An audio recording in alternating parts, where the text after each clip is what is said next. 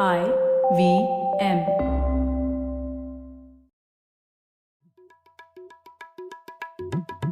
भाई हम हिंदुस्तानियों को बतियाना बड़ा पसंद है। बंगाली में अड्डा, उड़िया में खोट्टी, कन्नड़ा में हरटे और हिंदी में पुलियाबाजी। इस कला के लिए हमारी हर भाषा में एक शब्द है। हम तीनों तो अक्सर मिलकर पुलियाबाजी करते ही रहते हैं, तो हमने सोचा आपको भी इसमें शामिल कर लिया जाए। तो आइए प्रणय, सौरभ और ख्याति के साथ करते हैं पुलियाबाजी। ये लीजिए, हमने इस एपिसोड को रिकॉर्ड किया कि किसान आंदोलन सिर्फ हिंदुस्तानी फिनोमिना नहीं है और चर्चा की हमने यूरोपियन किसान के बारे में। इस रिकॉर्डिंग के बाद भारत में भी प्रोटेस्ट शुरू हो गए। अब उस पर तो आप हर जगह चर्चा सुन ही रहे होंगे। इस पुलियाबाजी में सुनिए क्यों यूरोपियन किसान भी ट्रैक्टर लेकर निकल रहे हैं। हेलो सौरभ, कैसे हैं आप? बस एकदम बढ़िया प्रणय, तुम बताओ क्या थी? बस मैं भी ठीक हूँ। तो आज क्या विषय लेकर आए हैं प्रणय? वैसे आज के विषय पर आने से पहले ख्याति, आपने अपने हमारे श्रोतागण से बताया नहीं कि आपने एक किताब लिख डाली है, तो बताया ही नहीं लोगों को। नहीं, और आपने ये नहीं बताया कि आप को ऑथर है। हाँ, पर हमने मतलब किताब लिख ली है। वो हाँ, हाँ, मैं और अनुपम। जिस तरीके की किताब है उसमें मैंने सिर्फ आइडियाज दिए, पर पूरा लिखना और ड्रॉ करना तो आपका काम है, तो आप ही नहीं, बताओ। आइडियाज की भी बहुत, मतलब आइडिया तो बेसिस है ना, उसके ऊपर फिर हम कहानी कर सकते हैं। तो मैंने अपनी कहानी ऊपर बनाई है, पर आइडिया सब आप और अनुपम से आए थे। तो हाँ, तो ये दोनों पहले आप में जो दोनों हमारे शर्मो शर्मी कर रहे हैं, को ऑथर दोनों और मेरे को होस्ट, तो मैं अपने श्रोताओं को बता दूं कि भाई ख्याति, प्रणय और एक और हमारे मित्र हैं अनुपम, इन तीनों ने मिलकर के पब्लिक पॉलिसी पर एक नई किताब लिखी है, जिसको क्या कहते हैं, पहली किताब है मेरे ख्याल से, जो कि एक कार्टूनिस्ट का नजरिया है पब्लिक पॉलिसी को लेकर के, कि भाई कैसे सिटीजन जो है वो रिपब्लिक के लिए काम कर सकते हैं और क्या आइडियाज हैं उन चीजों के। तो इसमें कुछ बहुत सारी डेंस लिखी हुई चीज नहीं है। अगर आप थोड़ा सा विजुअल पर्सन है तो आपको बहुत पसंद आएगी। हर एज ग्रुप के लिए है, तो इस पे हम डिटेल में चर्चा करेंगे, लेकिन एक टीजर है ये आज आप सबके लिए। शुक्रिया हाँ, सौरभ इसके लिए। हाँ, हाँ, तो आज के विषय पे आते हैं। हाँ, हाँ, तो आज प्रणय तुमने रिसेंटली लिखा भी, और मेरे को काफी इसमें क्यूरियोसिटी भी थी, क्योंकि अक्सर हम हिंदुस्तान में ऐसा सब लोग बोलते रहते हैं ना, अरे फार्म वार्म पे कुछ भी हो गया, अभी फार्म लॉज आए तो सारे फार्मर अंकल ट्रैक्टर पे बैठ के आएंगे और चक्का जाम वाम कर देंगे, तो इंडिया में तो कुछ हो ही नहीं सकता, ये ट्रैक्टर पे आके जाम हो जाता है वगैरह। तो अभी हाल फिलहाल में यूरोप में ट्रैक्टर लेकर आ गए सब फार्मर, और उन्होंने बवाल खड़ा कर दिया। तो मैंने कहा देखो, ये फालतू में हिंदुस्तानी फार्मर बदनाम है। ट्रैक्टर जिसके पास है वो चक्का जाम करने के लिए उत्सुक रहता है हमेशा, उसके साथ कोई भी आप पंगा लोगे तो उसके लिए हम फालतू में हिंदुस्तानी फार्मर्स को क्यों गरियाते रहते हैं। और मैं सीन देख रही थी न्यूज में कि सारे ही यूरोप के सारे कितने सारे देशों में इसी प्रकार के, और जैसे भारत में हुए थे वैसे ही, कि ट्रैक्टर रास्ते पे है, उससे रास्ता रोका हुआ है, वो सामने से गवर्नमेंट भी उनके ऊपर पानी छोड़ रहे हैं, उनको हटाने की कोशिश कर रहे हैं। तो जर्मनी में चल रहे हैं प्रोटेस्ट, फ्रांस में भी चल रहे हैं, इटली में भी चल रहे हैं, कौन सा एक और फिनलैंड में भी चल रहे हैं, राइट? एक और नहीं, जर्मनी, पोलैंड, रोमानिया, ऑस्ट्रिया और नेदरलैंड्स, ये सब मैंने देखे हैं। अच्छा, हाँ, तो देखिए ऊपर से नीचे, दाएं से बाएं, कोई छूटा नहीं है। गर्म सर्दी कुछ भी हो, और जैसे हिंदुस्तान में भाई सस्ते टमाटर होते हैं सड़कों पे फेंक देते हैं, वहां पे भी फेंकते हैं। तो इस बार वो नहीं है, लेकिन जब क्रॉप की बारी आती है, दूध को उंडेलना सब कुछ होता है वहां पे भी। तो भाई हम जितने हमारे श्रोता हैं वो प्लीज जरा हिंदुस्तानी फार्मर्स के साथ थोड़ा सी ज्यादा रियायत बरतें जब उनके ऊपर आप ऐसे कठोर टिप्पणियां करते हैं। तो लेकिन हम आज समझेंगे कि ये क्या चक्कर है, ये फार्मिंग में साथ में कुछ, मतलब मैंने तो थोड़ा सा हाथ पैर डाले हुए हैं उसमें, और मुझे समझ में आता है दर्द एक फार्मर का। तो ये बड़ी दर्द वाली चीज है वैसे। तो ये दर्द पूरी दुनिया में ऐसा है, और उसकी वजह से ये कुछ स्ट्रक्चरल इशू है। ऐसा ढांचा ही ऐसा है फार्मिंग का कि फार्मर मजबूर हो जाता है ऐसे करने के लिए, और सरकार और फार्मर और जो उपभोक्ता है उनके बीच में द्वंद्व बन जाता है। तो ये तुम क्या पाया तुमने प्रणय, तुमने इसको थोड़ा बारीकी से देखा है ना? हाँ, ये अच्छा टाइटल है सौरभ, दर्द एक किसान, और ये पूरा मतलब एक वैश्विक चीज है ये। तो हाँ हाँ, मैं भी जैसा आप बोल रहे थे, मैं भी थोड़ा अचंभित था कि यार यूरोप में ये कैसे हो रहा है। मतलब वो रोड ब्लॉक्ड है, पेरिस में लोग नहीं जा सकते और कई जगह पर रोड्स बंद है वगैरह। तो एयरपोर्ट को रोका क्या हुआ है कारण है? उन्होंने। तो मैंने सोचा, हाँ, तो मैंने सोचा कि इसको ही बेहतर समझते हैं कि इसके निकट कारण क्या है और जो मूलभूत कारण क्या है, दोनों को समझने की कोशिश करते हैं। तो पहले निकट कारण को समझ लेते हैं, जो कि यूरोप से संबंधित है, और फिर हम लोग जो मूलभूत कारण है उस पर आएंगे। तो जो निकट कारण है वो 3 टाइप के कारण है। एक तो है कि जो यूक्रेन से आयात होने वाला अनाज है, उस पर पाबंदियां थी, यूरोप ने लगाई हुई थी कि ज्यादा यूक्रेन से आयात नहीं कर सकते आप अनाज। वो पाबंदियां कुछ 1-2 सालों से हट गई है जब से रशिया यूक्रेन वॉर शुरू हुआ है। तो क्योंकि यूरोप सपोर्ट करना चाहता है यूक्रेन को, तो एक उन्होंने ये मेजर लिया है कि यूक्रेन से जो भी अनाज है उस पर जो रेस्ट्रिक्शंस थे वो कम हो गई हैं टेम्परेरीली। तो इसकी वजह से यूरोप के जो फार्मर्स हैं वो बड़े गुस्से में आ गए। वो कह रहे हैं कि एक तो यूक्रेन हेवी हिटर है खेती बाड़ी में, क्योंकि वहाँ के फार्म बहुत बड़े होते हैं। वहाँ पे आप सब लोगों को पता ही है, वीट एक्सपोर्ट करता है यूक्रेन, काफी बड़ा एक्सपोर्टर है, जबकि यूरोप में फार्म छोटे छोटे होते हैं। तो उस वजह से यूरोप का आउटपुट बहुत ज्यादा है, तो इसीलिए रेस्ट्रिक्शंस थे। और अब ये रेस्ट्रिक्शंस हटा दिए गए, तो जो फार्मर्स हैं बड़े खफा है कि यार यूक्रेन से हम लोग कब तक इतना ज्यादा अनाज आता रहेगा। किसी भी घरेलू उत्पादक को फॉरेन कंपटीशन पसंद नहीं आती, और यूरोप में भी यही मान रहा है। तो ये एक है। और दूसरा, यूरोप अभी एक ट्रीटी नेगोशिएट कर रहा है साउथ अमेरिकन कंट्रीज के साथ, मर्कोसोर ब्लॉक है। तो उसमें भी जो इनकमिंग फार्मिंग प्रोडक्ट्स है उस पे इंपोर्ट टैरिफ्स कम कर दिए जाएंगे। तो इसीलिए यूरोपियन फार्मर्स और भी खफा हैं यूक्रेन और साउथ अमेरिकन कंट्रीज से रिलेटेड। तो इसीलिए एक ये निकट कारण है कि क्योंकि ये प्रोटेस्ट हो रहा है। ठीक है, तो ये एक है। दूसरा निकट कारण है ये यूरोपियन ग्रीन डील, जो कि नेगोशिएट हो रही है। और यूरोपियन ग्रीन डील एक सब नीतियों का समूह है जिससे यूरोपियन यूनियन 2050 तक क्लाइमेट न्यूट्रल बन जाएगा।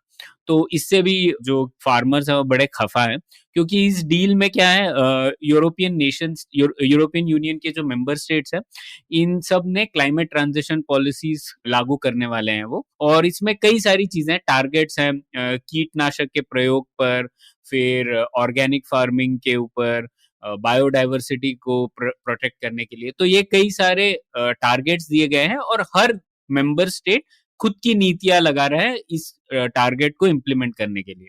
तो जैसे अभी स्पेसिफिक नेशनल पॉलिसीज है उसके लिए, जैसे कि फ्रांस में एक नीतियां हैं, पेस्टिसाइड पर कुछ बैन लगाए हैं उन्होंने, कीटनाशक पे। तो इसकी वजह से फार्मर्स खफा है कि यार तुमने कैसे बैन लगा दिया, मेरे से तो पूछा ही नहीं। दूसरा, फिर जर्मनी में बहुत सारी सब्सिडीज थी डीजल के ऊपर। अगर आप उसको खेती बाड़ी के लिए प्रयोग कर रहे हैं तो उसके ऊपर बहुत सारी सब्सिडीज थी। तो अब वो सब्सिडीज धीरे धीरे कम करने की कोशिश कर रहे थे जर्मनी में। तो फार्मर्स ने वहां पे प्रोटेस्ट करना शुरू कर दिया कि यार ये तुम कैसे कर रहे हो। तो ये दूसरा कारण है। जो भी क्लाइमेट चेंज पॉलिसीज हैं, फार्मर्स बोल रहे हैं कि तुम एकदम ये इम्प्लीमेंट नहीं कर सकते, और इस वजह से वो खफा है। और तीसरा जो निकट कारण है, वो भी ये मुझे बड़ा दिलचस्प लगा, आप दोनों को शायद पता है या नहीं, मुझे नहीं पता था, कि फ्रांस में जो ये सब बड़े बड़े सुपर स्टोर्स होते हैं, वो जो भी प्रोडक्ट सेल करते हैं एग्रीकल्चर के, वो सिर्फ 3 महीने में नेगोशिएट करते हैं कि क्या कीमत होनी चाहिए उसकी। और वो पीरियड अभी चल रहा है दिसंबर और मार्च के बीच से। तो जैसे अपने भारत में होता है ना कि कोई भी retailer producer food prices adjust कर सकता है मार्केट के ऊपर, वैसा फ्रांस में नहीं कर सकते। वो सिर्फ 3 महीने कर सकते हो, और फिर प्राइस फिक्स हो जाती है। फिर उस साल, पूरे साल तक वही प्राइस चलती रहेगी। तो अभी क्योंकि ये नेगोशिएशन चल रहा है, तो फार्मर्स अपनी दलील ये ट्रैक्टर लाके कर रहा है कि ज्यादा तुम प्राइस बढ़ा दो, क्योंकि जिससे कि हम लोगों को भी फायदा हो। तो ये 3 ऐसे निकट कारण है जिसकी वजह से यूरोपियन यूनियन में प्रोटेस्ट हो रहे हैं। तो इन तीनों के ऊपर आपको कुछ टिप्पणी करनी है तो आप बताइए, और फिर मैं आपको मूलभूत कारण बताऊं। अगर देखो अगर हम किसान के पक्ष के हिसाब से देखें, राइट, तो उसका पक्ष भी थोड़ा-सा वाजिब है कि भाई मैं यहाँ यूरोपियन यूनियन के सारे लॉज़ के अंदर बैठ के मैं तुम्हारे सारे लॉज़ फ़ॉलो करने के बाद मैं ये उगा रहा हूँ, और अब तुम बाहर से जिसने क्या डाला है, अपना पेस्टिसाइड कौन-सा यूज़ किया है, वो हमें नहीं पता। वो कुछ भी अपना बहुत ही सस्ते दाम पे, ऑफ कोर्स बाहर का तो लेबर सस्ता ही होता है। तो सारे डेवलपिंग कंट्रीज़ में किसी भी कंडीशन में उगा हुआ तुम खाना इधर हमारे देश में डंप कर रहे हो, तो मेरा कॉम्पिटिशन तो अनइक्वल हो गया ना। मतलब कि मेरे से एक अलग चीज़ एक्सपेक्टेशन करी जा रही है, जबकि जो दूसरा मेरे सामने जो कंपटीटर है वो तो वो रूल फॉलो नहीं कर रहा है। तो या तो आप मुझे कुछ सपोर्ट दो ताकि मैं ये सारा रूल फॉलो करके ये सब हिसाब से करूँ। तो आई मीन एक तरीके से अगर देश की जनता के फ़ायदे के एंगल से सोचा तो एक ऑप्शन है ना कि आपको अगर किसी को महँगा ऑप्शन लेना है कि भई ठीक है, मुझे पता है कि मेरे देश में उगा हुआ खाना है, ये कुछ यूरोपियन यूनियन के स्टैंडर्ड से फॉलो हुआ खाना है, तो मुझे वो खरीदना है, तो उनके लिए एक ऑप्शन है, राइट? तो उस एंगल से मुझे लगता है कि फार्मर अपने पक्ष में शायद सही बोल रहा है कि उसकी बात भी पूरी नावाजिब नहीं है। हाँ, वैसे क्या जो आप बोल रहे हैं वो यूरोपियन यूनियन ने सोचा है पहले ही, हाँ, और इसीलिए एक कार्बन बॉर्डर एडजस्टमेंट मैकेनिज्म है जो सीबैम बोल अच्छा, रहे हैं, तो वो लागू कर रहे हैं यूरोपियन यूनियन। तो वो कह रहे हैं ठीक जैसा आपने कहा वैसे ही कि क्योंकि यूरोपियन प्रोड्यूसर्स अगर ये कार्बन एडजस्टमेंट कर रहे हैं ट्रांजिशन के लिए और दूसरे लोग नहीं कर रहे हैं, तो उनको डिस्प्रोपोर्शनेट नेगेटिव इफेक्ट होगा। इसीलिए जो भी यूरोपियन इंपोर्ट करे, यूरोपियन इंपोर्ट्स होंगे उसके ऊपर अलग से टैरिफ्स लगाई जाएंगी, जो कि सीबैम के तहत आएंगी। तो ओके, ये यूरोप ऑलरेडी कर रहा है, और इसकी वजह से इंडिया और दूसरे देश खफा है कि यार हम लोगों को क्यों आप पेनल्टी कर रहे हो। ये तो एक नॉन ट्रेड बैरियर हो गया, तो ये भी चल रही है बात। खैर, हाँ, सौरभ आप क्या कहते हैं? इस इसमें एक दो जो कारण थे, मुझे एक ये भी लगा कि यूरोप में शायद जो मेन दो देश हैं एक तरह से, फ्रांस और जर्मनी, अब वहां तो ज्यादा मुझे जो कारण तुमने बताया वो थोड़े फ्रांस और जर्मनी स्पेसिफिक थे, क्योंकि अब रोमेनिया तो ना उतनी सब्सिडी दे रहा होगा अपने फार्मर्स को, वो खुद ही गरीब देश है, ठीक है, और ना ही वहां पर में ये फ्रांस जैसे उल्टे सीधे रेगुलेशंस हैं। तो फ्रांस तो थोड़ी ओवर रेगुलेटेड इकोनॉमी वैसे ही है। आपको पता है फ्रांस में सेल भी नहीं लगा सकते हैं, पता है दुकान वाले पेरिस में सेल के दिन फिक्स होते हैं, ये नहीं है कि कोई भी दुकान अब किसी भी दिन सेल दे दे आपको, ठीक है, तो इतना कैसे चलता ज्यादा है वो वहां पे ये देश? सब रेगुलेशन होता कभी-कभी है। हाँ, चलता है ये सब इसमें चलता है देशों, तो ये बहुत ही रेगुलेटेड टाइप के देश है। तो ये, लेकिन ये अजीबोगरीबी उधर नहीं, लेकिन उन वो लोग भी जुड़ गए हैं। तो मुझे लगता है कि एक तो शायद वो वेट करते हैं, एक तरह से इन लोगों को वो एज ए लीडरशिप देखते भी हैं, और वो थोड़े से फॉलोअर देश हैं। वो देखते हैं कि फ्रांस और जर्मनी क्या कर रहे हैं, गवर्नमेंट्स भी देखती हैं और शायद सिटीजन्स भी देख रहे हैं। तो सिटीजन्स देख रहे हैं कि वहां के कर रहे हैं, तो चलो हम भी साथ में जुड़ जाते हैं। तो ये एक एक और मुझे फिनोमिना दिखा फ्रॉम जो तुमने चीजें बोली, क्योंकि वो हर देश में तो मुझे लगता नहीं है कि ऐसी हो सकती है। और जैसे इटली वगैरह में कहाँ गेहूं वेहूं उगता है वैसे भी, ठीक है, हम्म। तो अब उस तरीके के देश भी कर रहे हैं, तो फिर यानी कि कहीं और कुछ और चक्कर भी है मेरे हिसाब से।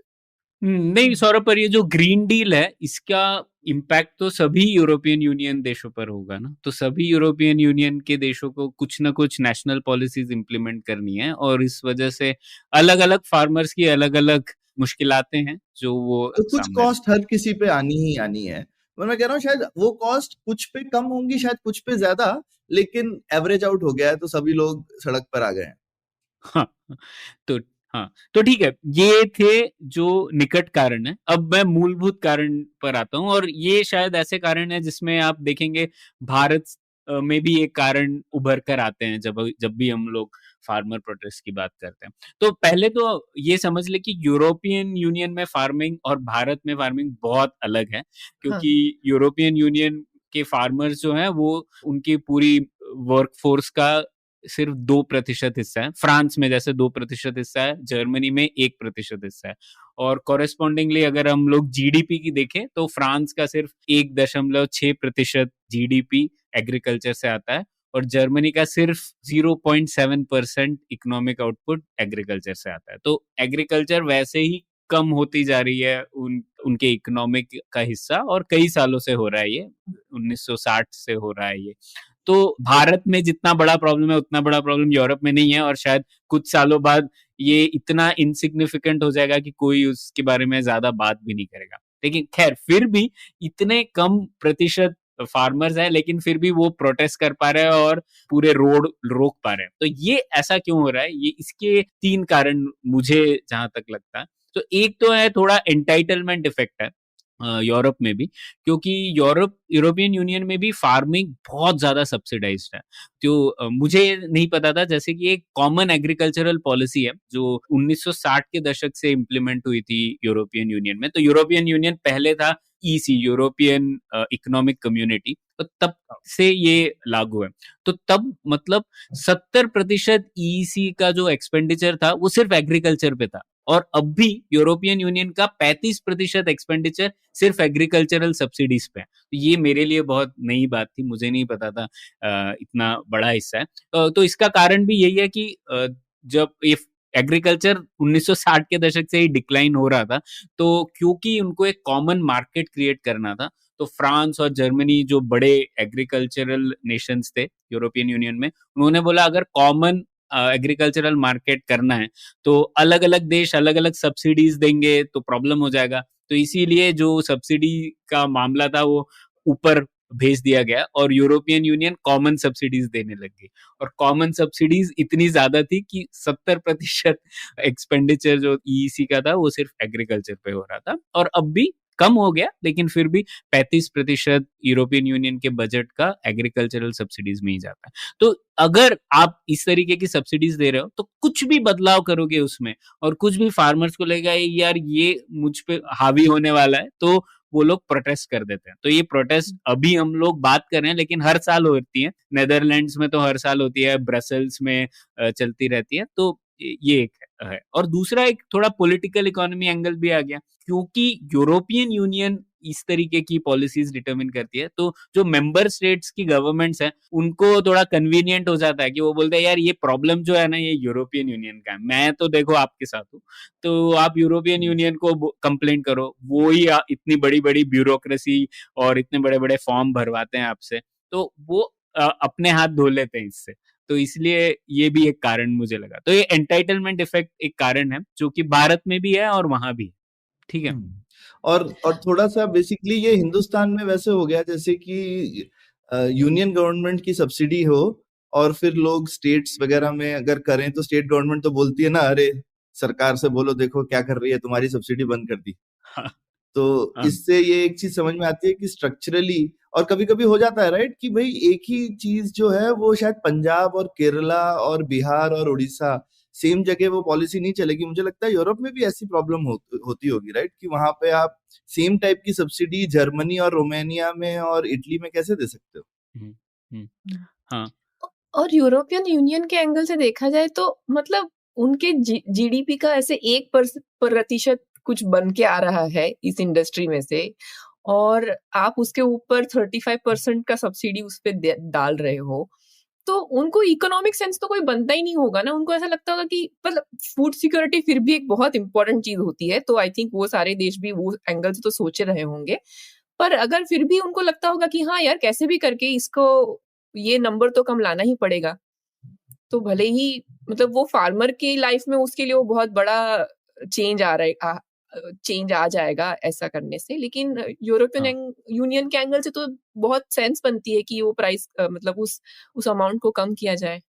हाँ, वैसे 35% डिनोमिनेटर अलग अलग है। 35% ओके। यूरोपियन यूनियन के बजट का है, और 1% और 2% जो हम लोग बात कर रहे थे वो फ्रांस और जर्मनी के जीडीपी का है। तो ये ओके। अलग बात कर ओके। रहे हैं हम, लेकिन ठीक है, आपका पॉइंट तो फिर भी वाजिब है कि बहुत ज्यादा सब्सिडी जा रही है ये फार्मिंग को प्रोटेक्ट करने के लिए, लेकिन फिर भी फार्मिंग कम होती ही जा रही है, और अब तो सिर्फ 1% हिस्सा है। तो इसका क्या कारण है? तो इसका लेकिन ओवरऑल ख्याति तुम देखो कि यूरोपियन यूनियन तो अपनी ब्यूरोक्रेसी बना के रखना चाहेगी ना। मैं तो कहूंगा कि वो तो इस पक्ष में होंगे, जितनी वो सब्सिडी देगी उतना उनका बजट है ना, तो उनको कोई इंसेंटिव नहीं है कि वो कम करना चाहते हैं। मुझे लगता नहीं है कि इसमें पैसे बचाने की कोई बात होगी, ऐसा मुझे लग रहा है। प्रणय, मुझे यू कैन करेक्ट मी, मुझे लग रहा है कि ये बात तो क्योंकि अभी एनवायरमेंटलिस्ट लोग ज्यादा हावी हो गए हैं, तो एनवायरमेंटलिज्म के नाम पे चीजें हो रही होंगी। लेकिन ओवरऑल यूरोपियन यूनियन वाले लेवल पे तो उनको कोई इंसेंटिव नहीं है एक्चुअली। जो गवर्नमेंट्स हैं वो तो चाहती हैं कि सब्सिडीज कम करें। जर्मनी वगैरह तो काफी इन चीजों के जनरली खिलाफ रहती है, पर जो यूरोपियन यूनियन की गवर्नमेंट है उनको कोई फर्क नहीं पड़ता है। वो लोग तो चाहते हैं उनका जितना बजट मोटा हो उतने वो हायरिंग करें, उतने लोग उनके यहाँ पे काम करेंगे, उतने लोग उतने ब्यूरोक्रेट्स होते हैं, उनको क्या फर्क पड़ रहा है। हाँ हाँ, तो इसमें भी मतलब यूरोपियन यूनियन भी एक एंटिटी नहीं है ना, तो उनका एक डिपार्टमेंट है जो कि एग्रीकल्चर से डील करता है, तो वो हमेशा से काफी पावरफुल रहा है, क्योंकि एक्सपेंडिचर, जितना बड़ा एक्सपेंडिचर उतना पावरफुल डिपार्टमेंट, तो वो है। लेकिन हाँ, अब वो डिपार्टमेंट एक और डिपार्टमेंट के साथ द्वंद्व में है, जो है कि जो इन्वायरमेंट के ऊपर काम करना चाहता है। तो हाँ इन दोनों के बीच जद्दोजहद चल रही है, और उस वजह से हम लोग देख रहे हैं जो हो रहा है। और ये भी है क्या कि कुछ ब्रोकन नहीं लगता है कि क्यों दुनिया भर में एग्रीकल्चर एक ऐसा सेक्टर है जिसमें बहुत सारी सब्सिडीज क्यों जरूरी पड़ रही है। हम यूएस के हिसाब से भी ये देखते हैं, राइट, कि यूएस में भी काफी सारी सब्सिडियां मिलती है, तो शायद कुछ और है एग्रीकल्चर में स्पेशल जो उस सेक्टर को थोड़ा डिफरेंट बनाता है। मतलब मैं इसका आंसर नहीं जानती हूँ, तो शायद सौरभ बता पाएंगे क्या अलग है। मैं थोड़ा रिस्क के पर्सपेक्टिव से बता सकता हूँ। मुझे दो चीज से मुझे लगता है, एक तो परसेप्शन एग्रीकल्चर का, जैसे तुमने बोला, लोगों को लगता है स्ट्रेटेजिक सेक्टर है कि भाई आपका एक्चुअली अगर कहीं कुछ हो गया, कभी खाना पीना बंद कर दिया बाहर से, तो फिर तो आपके पास कुछ उसका ऑल्टरनेटिव नहीं है ना। कहीं आपको एम्बार्गो लग गया, कुछ लग गया, तो आप क्या ही कर लोगे।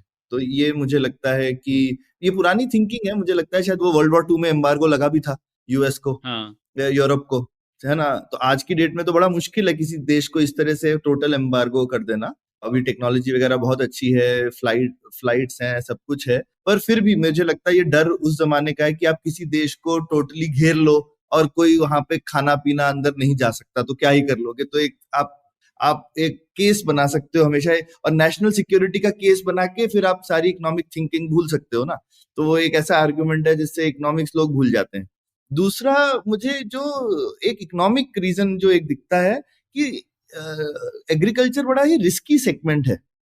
ओके, हर चीज जो ऐसे जरूरी होती है और वगैरह वो उतनी रिस्की नहीं होती है, जबकि एग्रीकल्चर में बहुत ज्यादा रिस्क होता है। जब आप खुद करो तो आपको और भी समझ में आता है कि, और ये सब जो चीजें हैं कि हम बोलते हैं इतना पेस्टिसाइड क्यों डाल दिया फार्मर ने, बेवकूफ, कोई फार्मर बेवकूफ नहीं है, तो वो अपना रिस्क कम कर रहा है।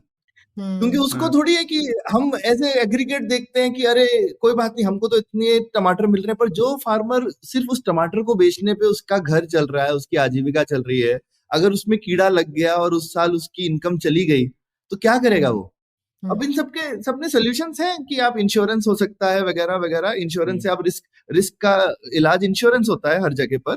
तो अब लेकिन वहीं पर है कि इंश्योरेंस एक तरीके की लेकिन सब्सिडी बन जाती है। कोई प्रीमियम देना नहीं चाहता उसका, शायद या तो हमको ठीक से पता नहीं है उसको कैलकुलेट कैसे करते हैं, या ये पता नहीं है कि उसको हम मॉनिटर कैसे करें, या फिर उसमें फ्रॉड कैसे प्रिवेंट करें। तो इवेंचुअली ज्यादातर इंश्योरेंस जो है फार्मिंग का वो एक सब्सिडी बन जाता है एक्चुअली, ठीक है, क्योंकि जो उसका प्रीमियम है वो प्रॉपर प्रीमियम नहीं है। मुझे पता नहीं हिंदुस्तान में तो है ऐसा, विदेशों में शायद बेटर होगा क्योंकि वहां पे इंश्योरेंस बहुत डेवलप्ड सेक्टर है। पर इंडिया में तो ज्यादातर इंश्योरेंस एक तरीके का थोड़ा उसमें स्कैम वाली फीलिंग आती है। बहुत सारी कंपनियां बहुत पैसे बना रही हैं और फार्मर बहुत कम पैसे उनको मिल रहे हैं, तो ये सब है इंश्योरेंस के साथ भी। पर और हिंदुस्तान में तो एक और चीज है, वो वहां है कि पता नहीं कि सबसे गरीब लोग आपके देश के सबसे ज्यादा रिस्क लेते हैं। एक वो भी है कि रिस्क जो है वो लोगों की रिस्क टेकिंग एबिलिटी के साथ मैच नहीं करता। जनरली जो ज्यादा रिस्की चीज होती है वो ज्यादा अमीर लोग करते हैं, गरीब लोग कम रिस्की चीज करते हैं, लेकिन हम हिंदुस्तान में उनको ऐसे चढ़ा देते हैं। हाँ, अगर तुम्हारे पास बफर हो तो रिस्क ले सकते हो।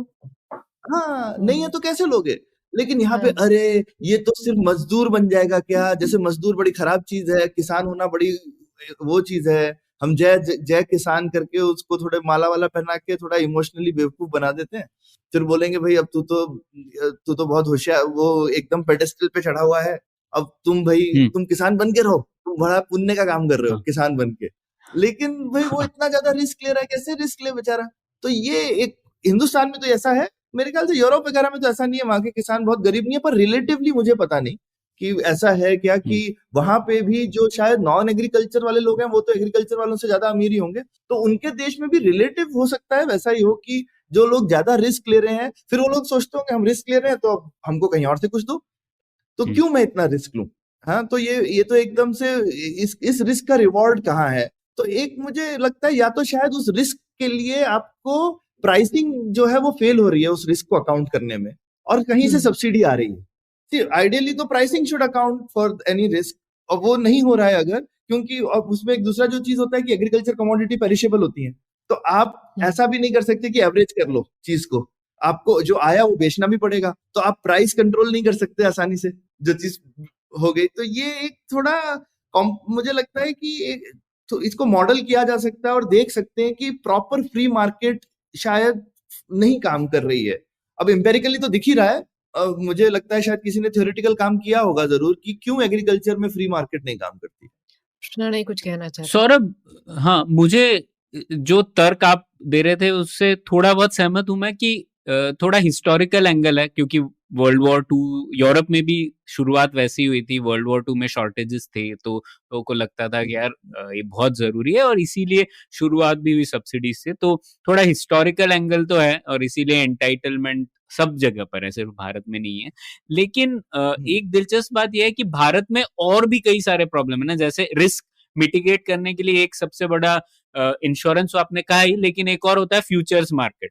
तो फ्यूचर मार्केट्स हो जिससे कि आप पहले से ही कमिट कर पाए, आपको क्या मार्केट में हो रहा है उससे फर्क नहीं पड़ता, लेकिन आप पहले ही कॉन्ट्रैक्ट कर लो एक बायर के साथ कि 6 साल बाद मैं आपको इस कीमत पर ये प्रोडक्ट दूंगा, तो उससे भी रिस्क कम हो जाती है। लेकिन भारत में वो वर्जित है, यूरोप में शायद वर्जित नहीं होगा कई जगहों पे, लेकिन फिर भी वहां पर ये इस तरीके की चीजें हो रही है। और एक तरीके से आप देखें कि फ्री मार्केट काम कर रहा है, क्योंकि वहां पर एग्रीकल्चर वैसे ही कम हो रहा है और लोग और ज्यादा प्रोडक्टिव चीज में जा रहे हैं। तो 10 साल 15 साल बाद ये प्रॉब्लम शायद वैसे ही घट जाएगा, लेकिन भारत में ये कहीं नहीं जा रहा है। अभी भी 55% लोग उसमें एम्प्लॉयमेंट में है, और जीडीपी का सिर्फ 13-14% है, जो भी है। तो भारत के लिए बहुत बड़ा प्रॉब्लम है। फ्यूचर्स मार्केट नहीं है भारत में, तो रिस्क और ज्यादा है कंपेयर टू दूसरे देशों में। और दूसरा ये भी है कि जैसा पेरिशेबल कमोडिटी आपने बोला, उसके लिए वो एग्रो प्रोसेसिंग वगैरह की चीजें भी दूसरे देशों में है, हमारे यहाँ पर वो भी नहीं है, क्योंकि हम लोग उसमें भी दूसरे लोगों को आने देना नहीं चाहते। तो वो भी एक बड़ी प्रॉब्लम है जो यहाँ पर है और वहां नहीं है। बिल्कुल बिल्कुल। तो ओके, तो क्या बोलेंगे इसमें, आई मीन ये कारण तो फिर सेम नहीं लग रहे वहां के और हमारे। ऐसा आप बोलोगे कि शायद हमारे कारण अलग हैं, ट्रैक्टर्स बस ऊपर सतही तौर पे सेम चीज दिख रही है कि ट्रैक्टर सड़क पर आ गए हैं, लेकिन असल में देखा जाए तो बहुत फर्क है कि वहां पर आबादी का 1% कर रहा है, उसके लक्षण एक जैसे दिख रहे हैं हमको, लेकिन हिंदुस्तान में हमको वो दिख नहीं रहा 55 से कि वो 55 से 15 होगा हाल, आई मीन कुछ सालों में। तो हाँ, तो और 2-3 मूलभूत कारण है, उसके ऊपर भी चर्चा कर लेते हैं, फिर पता पड़ जाएगा। तो एक तो मैंने बता दिया एंटाइटलमेंट इफेक्ट है, और उसके ऊपर हम लोगों ने चर्चा की। दूसरा, ये जो जय जवान जय किसान वाला रोमांटिसिज्म है, वो शायद भारत में भी और यूरोप में भी है। तो क्योंकि यूरोप में एग्रीकल्चर का थोड़ा फॉर्च्यून गिर रहा है, लेकिन फिर भी कई प्रोटेक्शनिस्ट पॉलिसीज का समर्थन है काफी लोगों के लिए। तो जो लोग एग्रीकल्चर नहीं कर रहे हैं वो भी ये प्रोटेक्शनिस्ट पॉलिसी सपोर्ट करते हैं। तो शायद लोगों को ये फार्मिंग का आइडिया पसंद है, लोग खुद नहीं करना चाहते, लेकिन लोगों को ये आइडिया अच्छा लगता है कि यार फार्मिंग होनी चाहिए मेरे देश में, तो उसके लिए अगर कोई भी सब्सिडीज देना है तो लोग रेडी हैं वो देने के लिए, यूरोप में भी और भारत में भी। तो ये एक कारण है, शायद ये कॉमन लोग बोलते हैं ना, जैसे हिंदुस्तान में सब शहर वालों को लगता है ना कि गांव में रहना चाहिए लोगों को। हाँ सब शहरी लोगों को ऐसा लगता है कि गांव में ही रहना चाहिए। लोग गांव में रहे तो कितना अच्छा है, कितनी अच्छी हवा है ना, एकदम खुला खुला, कितना अच्छा जीवन है। वहां क्यों लोग आ रहे हैं शहर में, और लोगों को गांव में रहना चाहिए उनके सिवा। नहीं, हमारे यहाँ तो आई थिंक एक कभी भी सांस्कृतिक एक याददाश्त है ना कि पहले के जमाने में हमारे यहाँ अकाल पड़ता था और लोग भूखे मरते थे, तो आई थिंक वो मेमोरी हम भूले नहीं है। तो आई थिंक उसकी वजह से भी इसका एक रहता है कि भाई मतलब अभी 1970s तक हम इस चक्कर में पड़े थे, राइट। तो इसलिए शायद हम्म, ये इतना आसानी से हम इस स्टोरी को हम नहीं भूल पाते हैं। हाँ हाँ, ये एक याददाश्त तो है। और जैसा सौरभ आप भी कह रहे थे ना कि ये सिर्फ एक आर्थिक एक्टिविटी नहीं है, ये एक जिंदगी जीने का तरीका है, एक वे ऑफ लाइफ है। तो वो वे ऑफ लाइफ को भी प्रोटेक्ट करना चाहते हैं यूरोप में भी लोग और भारत में भी। तो वो दूसरा कारण है, ठीक है। तीसरा कारण यह है कि इंटरेस्ट ग्रुप। तो इंटरेस्ट ग्रुप पॉलिटिक्स बहुत इंपॉर्टेंट है, यूरोप में भी होती है, भारत में भी होती है। वहां पर जैसा कि हम लोग बात कर रहे थे, इतना बड़ा बजट का हिस्सा है यूरोपियन यूनियन का, तो उसके ऊपर काफी ऑर्गेनाइज्ड इंटरेस्ट ग्रुप पॉलिटिक्स होती है। वहां पे दो ऐसे ग्रुप होता है, कोपा कोजेका बोलते हैं उसे, जो कि पुश करते हैं एग्रीकल्चरल इंटरेस्ट को। तो वो काफी पावरफुल है, रहे हैं, तो अभी भी उनका पावर चल रहा है। उसमें भी एक और दिलचस्प बात है कि मैं पढ़ रहा था एक पेपर कि फार्मर्स, चाहे भारत में हो या यूरोप में, उनकी प्रोटेस्ट कैपेसिटी काफी ज्यादा होती है कंपेयर टू कंज्यूमर्स और या स्मॉल बिजनेस ओनर्स। क्योंकि एक तो उनके पास जो औजार हैं प्रोटेस्ट के वो हमेशा होते हैं। तो जैसे ट्रैक्टर की आप बात कर रहे थे, ये ट्रैक्टर आप कहीं भी ले आओ, एक प्रोटेस्ट का भी साधन है, वो सिर्फ फार्मिंग के लिए नहीं है, प्रोटेस्ट का भी साधन है। तो रोड ब्लॉक कर दो, ये काफी विजिबल प्रोटेस्ट मूव होता है जो कि कई देशों में प्रयोग होता है। दूसरा, एग्रीकल्चर की टेम्पोरल साइकिल्स होती है ना, तो आपको 3-4 महीने फार्मिंग करनी है और उसके बाद 2-3 महीने ऐसे हैं जब आपका जो काम करने का इंटेंसिटी है वो कम हो जाती है, जो कि एक एम्प्लॉय के लिए साध्य नहीं है। तो लॉन्ग प्रोटेस्ट जो है इस तरीके की, वो फार्मर्स कर सकते हैं, लेकिन आप अगर एक छोटा बिजनेस ओन कर रहे हो तो आप ये नहीं कर सकते कि मैं 2 महीने जाके बैठ जाऊंगा कहीं पे। तो ये भी एक स्ट्रक्चरल कारण है, क्योंकि फार्मर्स ये कर सकते हैं ये। और तीसरा, जैसे हम लोग देख ही रहे हैं, अभी फ्रांस में भी ये 3 महीने का जो विंडो है जहां पर प्राइसेस नेगोशिएट होती हैं, उसमें अगर फार्मिंग की इंटेंसिटी कम है तो आप ये प्रोटेस्ट कर सकते हो। तो ये भी एक स्ट्रक्चरल कारण है शायद, जो कि दूसरे जगह पर नहीं है। तो ठीक है, ये मूलभूत कारण थे। तो इनमें से कौन से हैं ऐसे लगता है जो कि भारत पर भी लागू होते हैं? तो लास्ट वाला तो ऑब्वियसली वो तो हिंदुस्तान में भी है कि आप और हिंदुस्तान में तो ज्यादा ही है क्योंकि हर फार्म पे ज्यादा ही लोग होते हैं। तो कुछ लोग अगर चले गए प्रोटेस्ट करने तो क्या ही हो जाएगा फार्म का, ठीक है। तो फार्म अंडर एम्प्लॉयमेंट तो हिंदुस्तान की एक रियलिटी है। तो बहुत ही ज्यादा बेसिकली एक्स्ट्रा लोग होते हैं फार्म पे हमेशा। तो farm I think last reason India में थोड़ा ज्यादा ही है, कम नहीं है। तो ये एक चीज है। और दूसरा वाला पता नहीं, मैं क्या बोलती हो ख्याति, वो रीजन भी है क्या इंडिया में? सब्सिडी वाला तो है ही, जो हमारे यहाँ पे भी सब्सिडी तो अलग अलग चाहिए होती है। अब वो एग्जैक्टली क्यों इतनी जरूरत पड़ती है, हाँ हाँ, और वो मतलब रोमांटिसिज्म तो भारत में भी है ही फार्मिंग को रोमांटिसिज्म तो लेकर। है ही। और इंटरेस्ट ग्रुप, हाँ, पावरफुल है फार्मिंग के लिए भी, क्योंकि शायद उसका भी कारण वही है कि रोमांटिसिज्म है, इसलिए इंटरेस्ट ग्रुप्स पावरफुल हैं।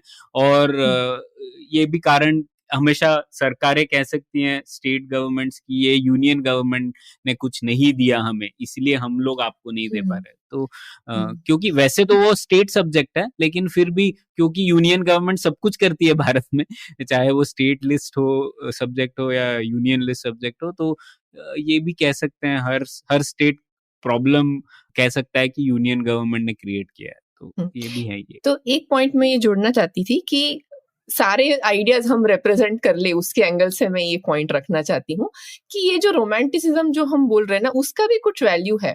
क्योंकि जैसे अगर हम प्योरली कैपिटलिस्ट, जैसे हम प्योरली एफिशिएंसी को चेस करेंगे इस सेक्टर में, राइट, तो हम कहाँ जा रहे हैं? हम एक मोनोकल्चर दुनिया में जा रहे हैं जहाँ एक ही प्रकार का बनाना उगता है सब जगह और एक ही प्रकार की वीट होती है, मतलब मीलों तक तुमको वही सेम टाइप का कॉर्न दिखाई देगा, राइट।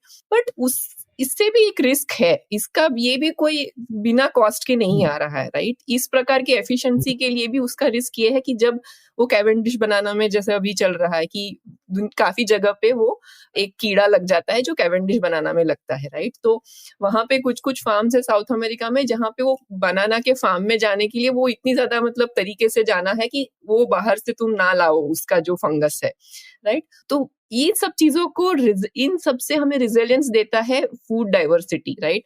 और ये फूड डाइवर्सिटी ये रोमांटिसिज्म के चक्कर से शायद बचा रहेगा या थोड़ी लोकल जगहों में कहीं कहीं से बचा रहेगा, राइट।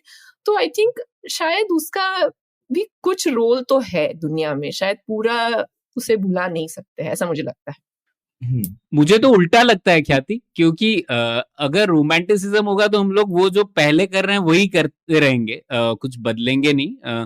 लेकिन अगर जैसे आपने बोला मोनोकल्चर वाला जो प्रॉब्लम है उसको कम करने के लिए फाइनली डाइवर्सिफिकेशन तभी आएगा जब हम लोग और प्रीमियम देना चाहेंगे किसी चीज के लिए, और या फिर नई टेक्नोलॉजी आएगी, जीएम रेजिस्टेंट क्रॉप्स आएंगे, सॉरी जीएम क्रॉप्स आएंगे जो कि क्लाइमेट रेजिस्टेंट हो वगैरह वगैरह, तो वो सब चीजें तभी आएंगे ना जब नहीं, आपकी बात पूरी गलत नहीं है, पर ये सब में डाइवर्सिटी में क्या होता है कि हर ब्रीड बहुत टेस्ट में अच्छी होगी या हर ब्रीड के बहुत ज्यादा बायर्स मिल जाएंगे, ऐसा जरूरी नहीं होगा। कुछ नीश ब्रीड होगी, कुछ राइस की वेराइटीज होगी जो कुछ लोगों को कुछ दुनिया में पसंद आती है, सबको पसंद नहीं आती है, ऐसे कुछ लोकल चीजें रहेंगी और वो पॉकेट्स में शायद जिंदा रहेगी। पर अगर उससे भी वो शायद वो मार्केट सेंस इतना नहीं भी बनता हो तो भी शायद अगर कुछ लोगों को पसंद है इसलिए वो चल रही है टाइप का चल सकता है। पर अगर हम एकदम ही पीक एफिशिएंसी फॉलो करेंगे कि नहीं ये तो इतनी अच्छी वैरायटी नहीं है, इतनी एफिशिएंसी नहीं देती है ये वैरायटी, तो वो खत्म हो जाएगी, फिर हम वही लगाएंगे जो बहुत सबसे ज्यादा आपको यील्ड देगी। तो वहां पे ये बैलेंस तो आई थिंक कहीं ना कहीं ट्रेड ऑफ है वहां पे भी। अभी ख्याति मुझे ये नहीं पता कि आपका तर्क सही है कि गलत नहीं, लेकिन आपके तर्क से बहुत लोग एग्री करते हैं। अभी देखो तो जो कोविड के बाद का जो सप्लाई चेन और चाइना +1 का आर्गुमेंट है वो भी एक तरीके का सेम आर्गुमेंट है कि हमने एफिशिएंसी को इतना ज्यादा चेज कर लिया कि सप्लाई चेन में रिडंडेंसी खत्म हो गई। तो अब हम को भले ही बहुत पैसा खर्च करना पड़े पर हम लोकल कैपेसिटी क्रिएट करेंगे। और मुझे लगता है शायद जो भी एग्रीकल्चर सेक्टर के लोग होंगे वो कहेंगे देखो इंडस्ट्री कर रही है तो एग्रीकल्चर ने तो पहले से समझ बूझ दिखा के रखी हुई थी, है ना। हम लोग तो पहले से ही दूरदर्शी थे। ये इंडस्ट्री वाले देखो पछता रहे हैं ना सब कुछ चाइना भेज करके, तुम भी पछताओगे कर को। और ठीक है अगर एक दो कंप्यूटर चिप नहीं आई तो भूखे तो नहीं मरे घर पे कम से कम, ठीक है, लेकिन आलू नहीं आएगा तो सही में भूखे मरोगे घर पे। तो मुझे लगता है कि ये आर्गुमेंट एटलीस्ट समझने की तो बहुत जरूरत है, क्योंकि ये आर्गुमेंट एक आर्गुमेंट है जो आपने दिया है, ये बहुत ही ये आर्गुमेंट है और ये आर्गुमेंट काम भी कर रहा है। लोग इसके बेसिस पे बिलियंस ऑफ डॉलर्स की पॉलिसी बना रहे हैं, ठीक है। तो ये बिल्कुल है। क्या बोलते हो प्रणय? हाँ, लेकिन ख्याति का पॉइंट अलग है शायद। एक तो जो आपने बोला एफिशिएंसी सप्लाई चेन से रिलेटेड है तो वो एक है, ये और ये मोनोकल्चर वाला पॉइंट थोड़ा अलग है। मुझे ऐसा लगता है कि एफिशिएंसी मतलब मोनोकल्चर और किसी कारण से है, वो सिर्फ एफिशिएंसी से जुड़ा हुआ नहीं है। और अगर लोगों के इंटरेस्ट रहेंगे, जैसे कि अगर आपको एक ही तरह का राइस है चाहिए और तो लोग प्रोड्यूस करेंगे, वो अगर डिमांड होगी तो वो प्रोड्यूस भी होगा। तो मुझे नहीं लगता कि मोनोकल्चर इससे जुड़ा है। और जो आप बोल रहे हैं सौरभ, हाँ ख्याति कहीं हाँ, मैं और एक चीज कहना चाहती थी, तो इसका आंसर बहुत क्लीन नहीं है शायद, मतलब ये थोड़ा सा मडल्ड ही है। बट और एक चीज मैं इसमें कहना चाहती थी, देखो कुछ चीजें जो होता है ना, इंडिजिनस नॉलेज भी गुम जाता है। जैसे कि अगर कुछ चीजें हमारे देश में पहले उठ रही थी, कुछ वेराइटीज, अगर हम उनको नहीं संभालते हैं ना तो वो भी चली जाती है। फिर आफ्टर अ पॉइंट लोगों को पता भी नहीं रहता है और याद भी नहीं रहता कि हम ये इस प्रकार का धान भी उगाते थे, कि हम इस प्रकार की राइस भी हमारे पास होती थी, राइट। तो ये भी एक ज्ञान है जिसको भी बचाए रखने का कुछ अपना तर्क या वैल्यू है। और ये शायद टेंजेंट पे भी हो सकता है, लेकिन शायद ये रोमांटिसिज्म वाली चीजों से ही ये सब चीजें बच जाती है। उसके लिए आप म्यूजियम बना दो ना, एक म्यूजियम बना दो या एक गिटहब रेपोजिटरी बना दो, उस पे लिखो नहीं, रिसर्च इंस्टीट्यूट तो बन सकती है। हाँ, म्यूजियम तो पता नहीं, बट रिसर्च इंस्टीट्यूट हो सकती है जहाँ पे, और ये काम होता भी है, कुछ लोग करते भी है। बट हाँ है ना, यहाँ पे राइस रिसर्च इंस्टीट्यूट है, शुगर रिसर्च इंस्टीट्यूट है, सब है भारत। बिल्कुल बिल्कुल बिल्कुल। सारी एक दो रिसर्च आई थिंक फिलीपींस में या कहीं पर है ना, जहाँ पूरी दुनिया के राइस की वेराइटीज को इकट्ठा करके रखते हैं। मैक्सिको में शायद वीट की रखते हैं, वहां पे एक है। इस तरह से अलग अलग रिसर्च इंस्टीट्यूट्स हैं जहाँ पे वो इस तरीके का ग्लोबल लेवल पर कोशिश करते हैं करने की, ठीक है। नहीं तो ये क्या कहते हैं प्रणय, मतलब मुझे लगता है कि कॉमनैलिटीज थोड़ी सी हैं। एक जो तुम्हारा पॉइंट था प्रणय, मैं उसमें और ऐड करना चाहता था, जो तुमने इंटरेस्ट ग्रुप की बात की थी। मुझे लगता है इनफैक्ट हिंदुस्तान में फार्मर्स इतने ऑर्गेनाइज नहीं है पॉलिटिकली, और इनफैक्ट फार्मर इंटरेस्ट ग्रुप बहुत स्ट्रांग नहीं है इंडिया में। यूरोप वगैरह में ज्यादा है, इसलिए वो इतने कम होके भी तुमको बहुत स्ट्रांग दिखते हैं। हिंदुस्तान में अगर 5% फार्मर भी सड़क पे आ जाएंगे तो बहुत दिक्कत हो जाएगी। अरे पर सौरभ आप कैसे बोल रहे हो, एग्रीकल्चरल टैक्स नहीं है, एग्रीकल्चरल हाँ टैक्स नहीं है, सब इनपुट्स सब्सिडाइज्ड है, पानी इलेक्ट्रिसिटी पानी सब्सिडाइज है, ये सब यही पॉइंट करता है कि एक पावरफुल इंटरेस्ट ग्रुप है। इंटरेस्ट ग्रुप नहीं है, एक तो मुझे लगता है कि टैक्स वालों को भी आजकल अभी हो गया होगा, लेकिन ज्यादा मतलब 99% फार्मर जो है वो एनीवे तुम्हारे मिनिमम उसके नीचे आएंगे, तो उनसे उनका टैक्स रिटर्न लेना जो है शायद इनकम टैक्स वालों को भी नहीं चाहिए कि आप उनका tax return, zero tax return लेकर के अपना आप ब्यूरोक्रेसी, आपको प्रोसेसिंग में खर्चा ज्यादा करना पड़ेगा और टैक्स आने कुछ वाला नहीं है, ठीक है। तो वो कलेक्शन वर्थ नहीं है, मुझे लगता है वर्थ होता तो पक्का इनकम टैक्स वाले कुछ ना कुछ बोल रहे होते अभी तक या कोई ना कोई, लेकिन कुछ लोग उसका फायदा उठा रहे हैं, लेकिन वो कुछ लोग ईर्ष्या का विषय हो जाते हैं। अगर आप सेक्टर के लेवल पे देखो तो वो बहुत ही बहुत ही छोटा अमाउंट है, तो ओवरऑल वो एकदम मुझे लगता नहीं कि यूजफुल अमाउंट है। दूसरा, सब्सिडीज तो मिल ही रही है, लेकिन वो मिलती है इंटरेस्ट ग्रुप लेवल पे नहीं, क्योंकि वोटिंग ब्लॉक बहुत बड़ा है। लेकिन अगर आप फार्मर के हिसाब से, अगर आप इंटरेस्ट ग्रुप जो कि जाकर के एक्चुअल पॉलिसीज के लिए डिमांड करना चाहता हो, पॉलिसी लेवल डिस्कशन करना चाहता हो, वो कोई ढंग की पार्टी नहीं है इंडिया में जो कि फार्मर को रिप्रेजेंट करती है ठीक से, ऐसे तो है ही नहीं। तो हिंदुस्तान में अगर 5-10% फार्मर ऑर्गेनाइज हो जाए तो बहुत बड़ा समूह है इंडिया का, तो फार्मर एज ए कम्युनिटी नहीं है इंडिया में। वैसे मैं आपसे एक तरीके से सहमत भी हूँ, एक शायद हम लोग एक लो लेवल इक्विलिब्रियम में है, क्योंकि जैसे अगर फार्मर्स का बहुत बड़ा इंटरेस्ट ग्रुप होता तो कभी भी एक्सपोर्ट कंट्रोल्स नहीं होते ये प्याज पे या टमाटो पे, लेकिन हर साल कर देती है सरकार, अभी भी नहीं। और जीएमओ बैन तो चांस ही नहीं है। जीएमओ बैन कैसे हो गया? अगर फार्मर इंटरेस्ट ग्रुप हो, 55% आबादी आपकी देश की चाहती है जीएमओ, ठीक है, वो जीएमओ के जो अगेंस्ट थोड़े से लोग हैं वो ऑर्गेनाइज्ड हैं, वो इन लोगों को काउंटर कर पाते हैं जीएमओ बैन लगाकर। ये कैसे हो रहा है? पर ऐसा हो सकता है क्या सौरभ कि ये लो लेवल इक्विलिब्रियम इस वजह से भी होता है क्योंकि जो लोग चाहते हैं वो शायद पूरे, मतलब अगर हम लोग जो पिछला ज्ञान है या फिर हम लोगों को लगता है कि कुछ चीज सही है और कुछ गलत नहीं है, अगर हम लोग बहुत ही हार्ड तरीके से सोचें इन चीजों पे, तो उस वजह से हम लोग डिमांड ही नहीं करते जो हमें चाहिए। तो शायद हम लोग फार्मर्स भी यही चाहते हैं कि इनपुट सब्सिडीज हो, क्योंकि उनको पता है नहीं है कि एक्सपोर्ट कंट्रोल्स हम लोग घटाएंगे या नहीं, तो वो उनके पॉइंट पर सही है और कंज्यूमर अपने पॉइंट पे सही है। तो उस वजह से सरकार का जो मीडिएशन रोल है वो भी बहुत जरूरी है, और सरकार भी बदलना नहीं चाहती कि हम लोग एक अलग इक्विलिब्रियम पर पहुंचे या नहीं, तो हम लोग वही चीजें मांगते रहते हैं जो हम लोग हमेशा से मांगते हैं। हाँ नहीं, लेकिन अब इसमें देखो तो, लेकिन फार्मर्स को तो इनपुट सब्सिडी भी ले लेनी चाहिए अगर वो ढंग से ऑर्गेनाइज्ड हो, और एक्सपोर्ट कंट्रोल भी हटवा लेने चाहिए, ठीक है, वो तो दोनों करवा लें अगर वो ऑर्गेनाइज होते। हिंदुस्तान में तो सबसे बड़ा ब्लॉक है ना, मेरे ख्याल से वो ब्लॉक ही नहीं है ठीक से। वो ब्लॉक होता तो वो सब करवा लेते। हिंदुस्तान में हम बोलते हैं उनको इतना कुछ है, एक्चुअली उन्होंने वो जितना ले सकते हैं उतना बेचारे ले नहीं पा रहे हैं।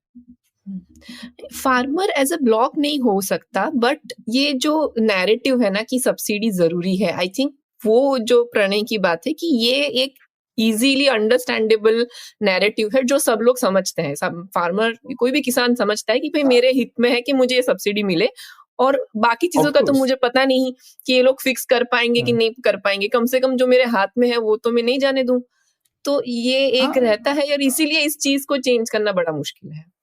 हाँ, सब्सिडी तो मुझे लगता है क्योंकि जो बाकी लोग हैं वो कह सकते हैं कि भाई हाँ, हमको तो समझ में आ रहा है कि हमने इनको एक्सपोर्ट बंद कर रखा है, हम इन पे कैप लगा देते हैं, इनके ऊपर हमने इतने जुल्म कर रखे हैं फार्मर पे, तो थोड़ी सब्सिडी दे दो दूसरी तरफ से, ठीक है। और फार्मर भी बोलेगा हाँ सब्सिडी दे ही दो, और जो दूसरी चीज उनको मांगनी है उसके लिए वो ऑर्गेनाइज नहीं है। तो आई थिंक सब्सिडी के लिए तो पूरी सोसाइटी रेडी है। मेरे को लगता नहीं है कि सब्सिडी के खिलाफ कोई आदमी है, प्रणय को छोड़ के। प्रणय को अकेला छोड़ दिया आपने ऐसे।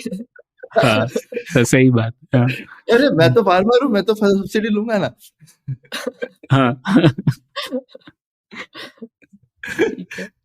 खैर मैं ऐसा कुछ नहीं होगा था जिसमें सब्सिडी मिलती है। तो एक्चुअली अगर वो जब आप ऐसा कुछ नहीं होगा ना जिसमें सब्सिडी मिलती है, तो आपको पता चलता है कि फार्मिंग करना कितना मुश्किल है। और फार्मर पे ऐसा नहीं है कि टैक्स नहीं है, आपको जो इनपुट्स आप लेते हो उस पे जीएसटी तो आप देते ही हो, लेकिन आप आउटपुट पे जीएसटी चार्ज नहीं कर सकते फॉर एग्जाम्पल, ठीक है, तो आप मरते हो वहां पर, ठीक है।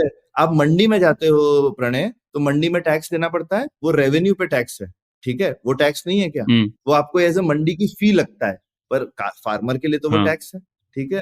बिल्कुल। आपकी सप्लाई चेन इतनी खराब है, तो जो आप ट्रांसपोर्ट पे आप जो खर्चा होता है वो भी एक तरीके का फार्मर का जो इनपुट कॉस्ट है वो भी बहुत हाई है, ठीक है। तो ठीक है, सब्सिडी भी है, लेकिन तो ये भी एक तरीके का इक्विलिब्रियम है। हम लोग ऐसे दिल को खुश करते हैं कि उनको हमने टैक्स वैक्स नहीं लगा रखा, दूसरी तरफ उनके ऊपर हमने काफी सारी कॉस्ट्स जो है वो लगा के रखी हुई है, और इकोनॉमी बहुत ही इनएफिशिएंट है उस टाइप के गुड्स के लिए। तो उनको बहुत फार्मर इसलिए तो गरीब है, ऐसा हम सोचते हैं कि ये कोई अमीर लोग थोड़ी है जो टैक्स फ्री चले आ रहे हैं, तो ऐसा तो किसी का क्लेम नहीं है ना। बिल्कुल बिल्कुल, और इसलिए सरकार का रोल तो है इस सेक्टर में, कुछ न कुछ तो करना ही है। शायद अच्छे मार्केट्स बनाने पड़ेंगे या फिर अलाउ करना पड़ेगा दूसरे मार्केट्स को आने के लिए, लेकिन वो तो सही बात है। और इसके ऊपर हमारे 2-3 एपिसोड्स भी हैं, श्रोतागण जरूर सुने। सौरभ ने एक बार बताया था कि किस तरीके से एग्रीकल्चर कितना मुश्किल है भारत में और उसके क्या मूल कारण है।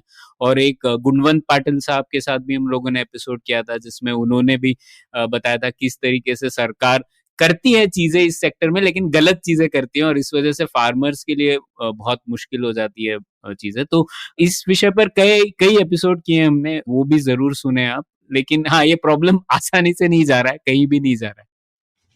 नहीं, ये नेवर एंडिंग है पुलियाबाजी। प्रणय ने अच्छी चीजें हमें पढ़ने को दी है, तो हम प्रणय का इसके ऊपर एक न्यूज़लेटर है वो भी हम इसमें ऐड करेंगे, तो आप शो नोट्स में जाइए और पढ़िए। और जो बाकी के हमारे रिलेटेड एपिसोड्स हैं वो भी हम शो नोट्स में ऐड करेंगे, तो उसे भी सुनिए।